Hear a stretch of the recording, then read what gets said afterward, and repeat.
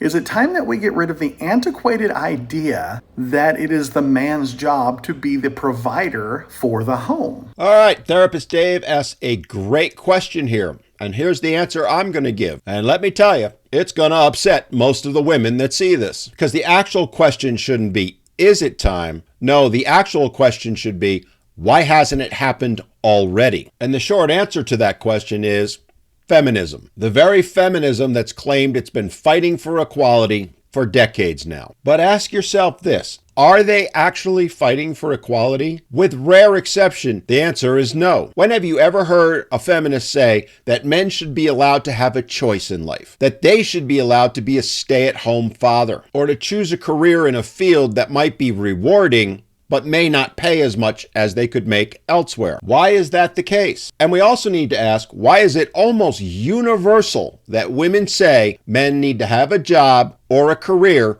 before they'll consider dating them? Usually with a comment like, I'm not going to let some guy mooch off of me. Yet a woman mooching off a man? Well, that's perfectly fine. That's her choice, and she should be allowed to make it. But the fact of the matter is, feminists from the 1970s till now don't believe men should have that same option. Now, there have been some exceptions, but the overwhelming majority of feminists do not believe in that, and in fact fight against that notion, which is why their argument that they're fighting for equality is a fraud. What they're fighting for is superiority. They want their cake and eat it too. They want to be in the boardrooms, they want equality in society, but they do not want to extend that same belief to men. They, and indeed all of society, have and continue to view men as disposable, to exist solely for one purpose, to provide, to give of themselves, even if it costs them their health or their life. And to be clear, I don't put the blame entirely on feminism.